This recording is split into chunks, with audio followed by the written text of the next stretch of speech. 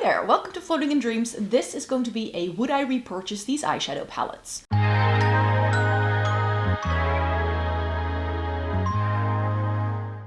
Welcome to everybody watching today. Thank you so very much for joining me. Today I have selected a number of eyeshadow palettes again from my makeup collection that I've purchased in the past and where I'm going to be asking myself the question, do I still like these? Were these worth the money? And would I repurchase them if they came out today? And I have selected my remaining Kaleidos and Juvia's Place palettes. I have already been featuring some of these palettes that I have in my collection in other renditions of this video throughout the year, but I still only have a couple of both of these brands left, and I was like, that makes for a nicely well-rounded would I repurchase eyeshadow palette video. So that's what we're going to be doing today. Before I get to these palettes, I do have a bit of an announcement. In case you noticed, yes, there was no upload on Thursday. I had to take a break. I pulled a muscle in my back last week, so I couldn't really film over the weekend. And then I was like, you know what? Maybe I'll be able to film some videos throughout the work week. I do have my lighting set up. I was like, I'll just use that. The plan was to do a full face makeup look with the new Sigma bits that you saw me haul last week. And then I sat down before work to film that video. And then I forgot to press record. So I had my camera on, I was talking, I was doing the whole thing, and then I didn't record it. So now it no longer would be a first impression, and because I've been in quite a bit of pain all week and I just didn't have the energy to refilm it, so that's why that didn't quite work out the way I had planned. I was like, you know what? I'm just gonna take it easy. I'm just gonna take a bit of a break and not post anything for a few days, and I will be back when I'm ready to be back, and that is today. So I hope you didn't miss me too much in the past couple of days, but that was what was going on in case you were wondering. And today I have an eyeshadow palette related video because, you know, I love talking about eyeshadow palettes. I just do. So let me get to these palettes. So I figured out that of all of my Juvia's Place palettes, the ones that I hadn't mentioned yet is quite few, you could say, so there weren't that many anymore. And one that I was surprised I hadn't mentioned yet is the Douce. This is their pastel palette. I have plenty of palettes that can do this, but this was one of the first ones I ever purchased that was able to do this kind of look for me. And I've always appreciated how this has cool tones, but it also has some warmer tones as well as some pops of color. And I especially like these two shades here in the middle and this like darker silver that you get in there. So I will very often use like these 5 shades, like these ones. That's what I tend to use the most. Also this like pastel-y, pinky, shifty shade is really pretty. I tend to kind of stay away from these 3. Like the super warm things, I don't tend to go for a lot. It's sort of like Napolitan, I can't say this word. You know, the ice cream with like the 3 layers, it kind of reminds me of that. And it definitely has those kind of vibes. It's a really great spring palette. I don't think I have a palette that does exactly this, but I have plenty of eyeshadow palettes in my collection. So would I miss this nowadays? Would this still be something I would be interested in purchasing if it came out today and I didn't have anything like this in my collection? I think I would pass up on it because there are only a few shades here that I feel really make the palette more unique. And I definitely think that when it comes to eyeshadow palettes nowadays, if at first glance I'm not attracted to like 80 to 90% of an eyeshadow palette, which is what's the case here, I no longer even consider purchasing it. So that's why the Douce from Juvia's Place is a wonderful palette. It definitely serves a purpose in my collection. I don't think I'll get rid of it anytime soon, but I definitely think that it is a little bit past its prime and it wouldn't be a priority for me nowadays. Another really great eyeshadow palette that I love from Juvia's Place, but again, compared to everything else that's already going on in my collection, this doesn't really stand out anymore. It's the Mauves. This is the only six-pan palette I still have from the brand. I used to have the berries, the violets, the taupes, and this one. And I decluttered the other ones because they already weren't that unique. The only reason why this gets to stay is this really beautiful shimmer in the middle down there. It's like a pink to a green shift. And I think if I go into my singles collection, if I go into my multi-chromes, I'm sure I have something that can do the same thing. but I don't really have it in any of my palettes. So even though I have plenty of mauve tones already in my makeup collection as it is, the reason why this gets to stay is that one beautiful shimmer. And part of me is like, you know what? I should just depot that. I should just take that shimmer out, put it in my singles collection, and declutter the palette. And I definitely think that that's one of the things I want to do come springtime when I do declutter my eyeshadow palette collection again. In case you're unfamiliar with my content, I tend to do regular eyeshadow palette related content, and then once a year I go through everything, declutter the whole thing, and then if I decide to do something like I'm suggesting with this palette, I always do a follow-up video where I actually pull the palettes apart, rearrange things that I want to rearrange if that's what needs doing, or I take out shades like I would do with this one and then I put them in my singles collection. So the Mauves from Juvia's Place just doesn't have enough for me to offer, so this would definitely not be a repurchase. But that shimmer, the shimmer has my heart. It has my heart. So that's why I still feel it's unique. That's why I got to stay. That's why it survived so many declutters. But I also felt that by the time they started doing these 6 pans, the Juvia's Place quality wasn't the same as some of the older 9 pans I already had from the brand. This is definitely not the same formula compared to the 9 pans of like the Douce and stuff like that. And I like that the Douce formula better than the 6 pan formula. And this, I'm not sure whether I featured it. It wasn't on my list, so I think I haven't featured it before, but the Nomad by Juvia's Place is no stranger to this channel because I whip this out every single year in the fall time. I did exactly that this year because this is one of my favorite fall palettes. Do I have palettes in my collection that can do this? Is this wholly unique? No. But at this price point, and as far as I know, Juvia's Place is still quite affordable. They're one of the very few brands who hasn't been upping their prices a whole lot. And this grungy fall color story with murky greens and some yellows, I mean, it's like an affordable version of the Melt Gemini. I have that one. I have the Undergrowth now from Cosmic Beauty. So there are plenty of palettes on the market, even that came out much later than this one did, that will give you the same look. So you don't need this one if you don't own this per se. But I still hold this very near and dear to my heart. Again, like with the Douce, I hardly ever go into these 4 shades. It's these 5 where it's at for me. I always use these murky greens.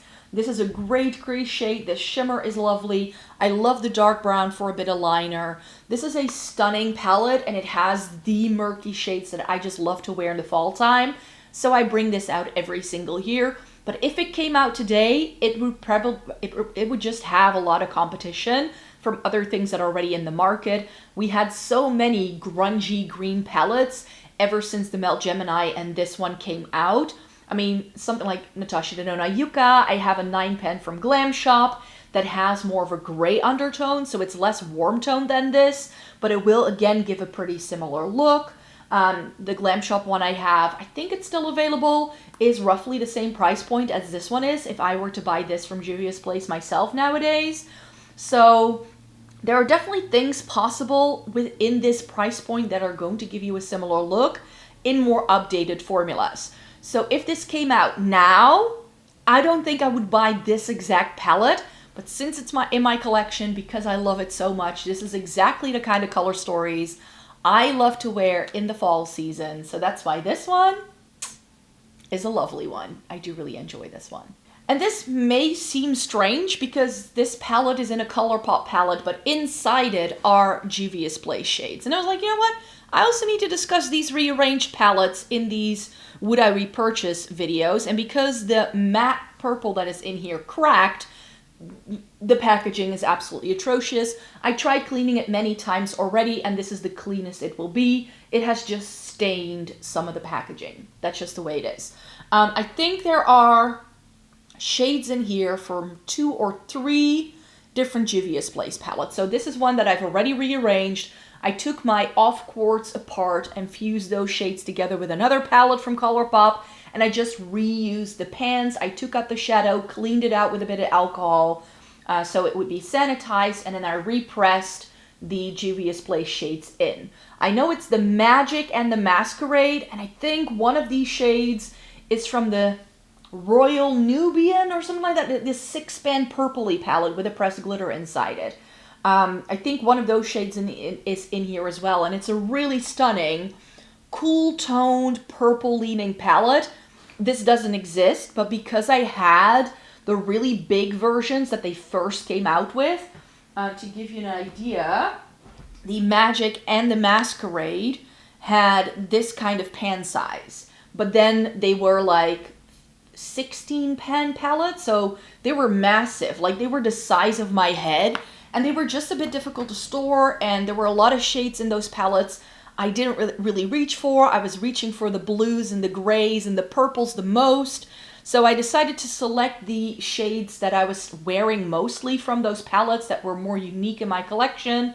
I repotted them and put them into this palette, and I have used this palette as is, and boy was it pretty. It's so pretty to put all of these together. I don't remember anymore which shade came exactly from what palette or what it was, but this way I still have the shades I love from those palettes. So because you cannot buy this, I wouldn't repurchase it because I wouldn't be able to. And where my collection now stands, I also wouldn't be buying the larger versions of the Masquerade and the Magic anymore. They have come out with the mini versions with the smaller pans, which is more like, you know, the pan sizes of these 6 pans that you now get. And I think that's a lot more manageable. It just makes the size of the palette so much easier to deal with. That was one of the reasons for sure why I wasn't reaching for mine. So this makes it so much easier. And I do think that some of the later releases from Juvia's Place that are more colorful, that are their bigger palettes. I tried one of their Valhalla palettes. I think that Culture palette looks really interesting as well. So if you ever missed out on the Magic and the Masquerade, I would definitely go for some of the later things that Juvia's Place has released than those bigger things. For me, this is the way to have it, but I would definitely not be buying these palettes again because essentially I needed them to create one little 9-pan, and it was like, I don't know, 32 pans of eyeshadow, and I only kept 9, so it definitely wasn't worth it in the end. And that brings us to the remainder of my Futurism palettes from Kaleidos. So with the Kaleidos collection, again, I still have all of these, save for the VR Neons. And the VR Neons, I actually only liked one shade of, and that's still in this palette here. This is the Cyber Bronze, and I didn't like the shade that was in here. I don't remember exactly what was in here. I think it was a shimmering black. No, that one was in the Astro Pink. It was like a bronzy shade. I remember not liking it, so I replaced it with the one shade from the VR Neons that I did like. I love the packaging of these Futurism palettes from Kaleidos. Not sure you can still buy this one in particular. There are still a couple of Futurism palettes in the Kaleidos webshop that you can still get your hands on, but I don't think this one per se. It has one of the best silvers I've ever tried. It has some really good warmer tone mattes, but this was never my favorite, even though this does have like some of the best packaging of any of these Futurism palettes. I just think it looks gorgeous. It looks like, you know, the inside of a rock when you slice it open. And the colors on the packaging do correspond to the colors that were originally inside this. So I love the packaging. I really enjoy the quality. But over time, I just have so many color stories like this that I'm actually just keeping this because I'm like, I like the way these look. I love the way these perform.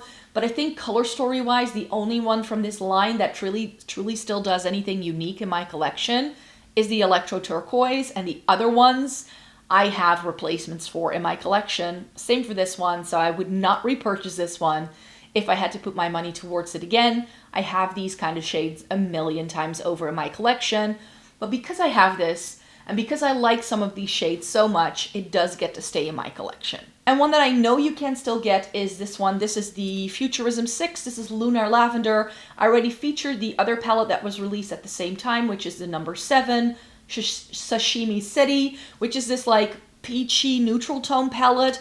The Lunar Lavender is a little bit more of a lavender look. So you get 3 purpley shades and then combined with some neutrals in here. I especially like some of these shimmers here. They're really pretty. This is like a purple to blue shifty shade, really pretty.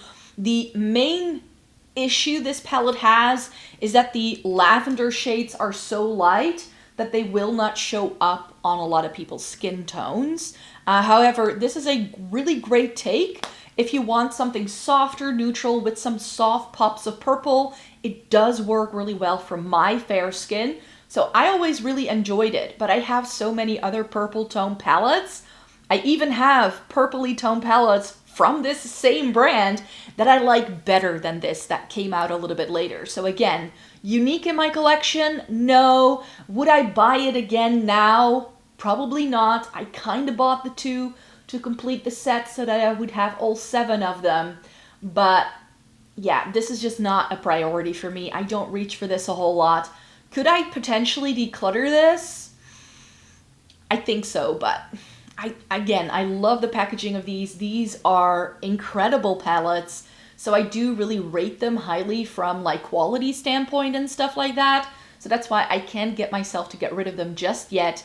But these are definitely contenders. Some of these Futurism palettes are definitely contenders to be decluttered at some point. And something that I still have the packaging for, but again, like with the ColourPop palette that has Juvia's Play shades in, my Kaleidos Futurism 1 Sci-Fi Greens is no longer the Sci-Fi Greens, even though the shades that are in here do go with the packaging a lot. So one thing that's really good about these Kaleidos palettes, again with the gorgeous packaging, they do have removable pans. So what I did with this is that I had a Beauty Bay palette and I actually reused the packaging to press some Beauty Bay Wilderness palette shades inside it. The reason why I decluttered this, the shades that were originally in this, I'll pop a picture up on the screen so you can see what the original color story was, but it was essentially Male Gemini. It was murky greens, and at the time I already owned Male Gemini. I owned the Nomad already as well. As I already mentioned, I already have other palettes that can still do that same thing. So having like 5 of those palettes at a certain point in time just stopped making sense to me. But because the pans are removable and because I think the packaging is absolutely gorgeous, I decided to downsize my Beauty Bay Wilderness palette, which I didn't love. There were just 5 or 6 shades in that palette that I did like, and so I repressed them in here. I have used these since then, and I do think that the repressing process messed up the shades a little bit because these are no longer as pigmented as when they were in the original Beauty Bay palette. So with this, I think it's actually time to get rid of these shades and maybe just keep the packaging in my makeup memory box, because I think of all the Futurism palettes, this is the most beautiful one. Like, look at that. I love this packaging so, so much. So yeah, Kaleidos Futurism palettes, they definitely had a moment in time where they really had my heart and I adored them. But color story-wise, I just have so many other things in my collection. So this I know is no longer available, so I would not be able to repurchase it anyway. And it's definitely necessary because this like original color story was so similar to other things already on the market. And I said I would round up all of my Kaleidos palettes. I've already mentioned the Club Nebula a couple of times in this video series, but I also have the 6 quads that the brand has come out with. So I think the ones that came out first were these like lace ones, which are the Cold Brew, which is this brown one. And then we have the Black Jasmine, which is the gray-toned one.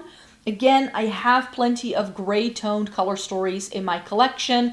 However, I think I would keep this one around because I really enjoy the shimmers in these palettes compared to some of my other things. So I think the thing I'm gonna declutter next declutter round is the ColourPop Blowing Smoke, because I just never really reach for gray-black palettes. And I have this one, and I have the Xenon from Natasha Denona, and I feel that that kind of gets the job done. So I don't need a third palette that does the exact same thing. And this, as far as a gray and black palette goes, it's really, really beautiful. As I already mentioned, I love the shimmer in this.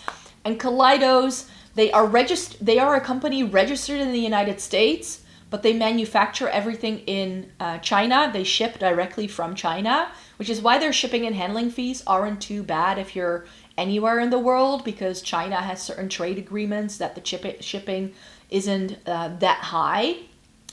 So that's one of the advantages of buying Kaleidos, I think. And what I love about Kaleidos, and they really started doing that with these quads, is that they kind of translate Asian beauty trends for the Western market. So yes, they did really super pigmented stuff, but they have shifted to this more Asian vibe. And we all know I love a good deal of Asian beauty. I do content regularly with K-beauty stuff and other products that I find on YESSTYLE. And I feel like Kaleidos is the brand for me that really sort of dips its toes into both worlds and sort of tries bridging the gap.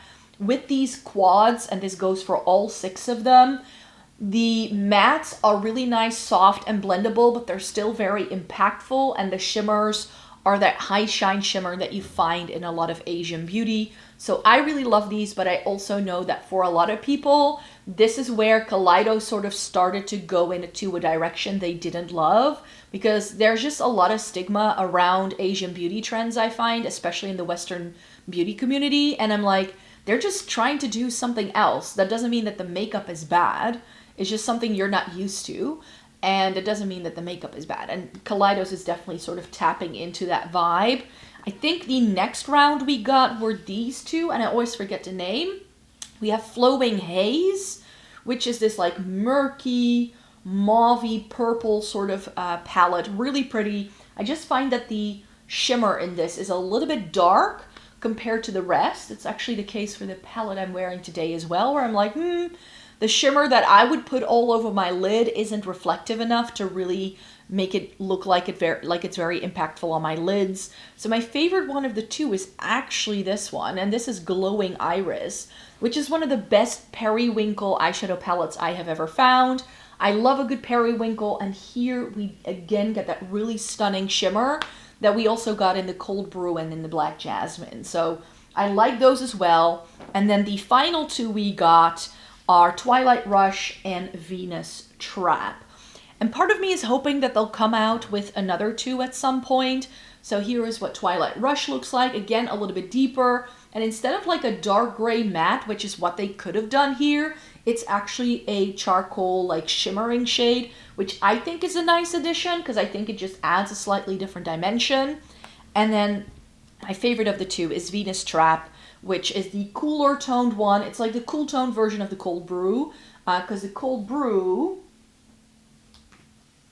is a little bit more like warmer browns, and this is just a little bit more gray leaning, and you get this dusty pinky mauve shade with a really beautiful shimmer. So this is my favorite of all 6 of them, but I think you can see why I love these so much, because they mix and match so well. Like if you want to brighten this up, you can use this as a liner, or if you want to add a little bit more depth, then you can use some of these shades together with it as well. So even though 2 of these came out like every year, a couple of years in a row, I feel like owning all 6 for me just made a lot of sense, because all 6 of them together really give you a lot of different color options. And if you love neutrals with a pop of color and you want things to be a little bit more cool tone leading and you don't want too many warm tones in palettes, then I think these Kaleidos things are really good. The formula is incredibly blendable. I rate these very highly, and these are 6 palettes, maybe not all of them, but definitely Venus Trap, Cold Brew, and Glowing Iris. Those 3 I would repurchase in a heartbeat. If I lost these, if I misplaced them, like, they just mix and match so nicely that, you know, if I want to warm things up, I can go in with a little bit of a Cold Brew. The Venus Trap is like my perfect neutral palette. I got my pops of color that I enjoy wearing. The shimmers in all 3 of these are lovely. And then maybe I could throw in Twilight Rush as well. Like, I feel like this has some purpley toned things that can work really well. The Black Jasmine, like I said, if I need to go gray with blacks, then this is perfect. And then I do like the shades in here. I just wish that the Flowing Haze had a lighter shimmer. But again, this dark shimmer can work really well with the Cold Brew. So They just mix and match so well. I love these palettes, 2 pieces, and that's why I do like going back to them from time to time and reach for them again. So from Kaleidos, the thing I would repurchase is definitely these 6 things. These would definitely, well, I have plenty of neutral palettes, but I just feel they hit a very unique mark in my collection. That's just how I feel. So thank you so very much for watching this video today. Thumbs it up if you liked it. Subscribe to the channel if you want to see more by me. I would love to know if you own any of these palettes yourself or how you go about making these kind of decisions for yourself. I would love to know, so leave a comment in case you want to share. And then I hope to see you again very soon with a new video. Thank you so very much for watching today, and then I hope to see you in my next one. Bye-bye!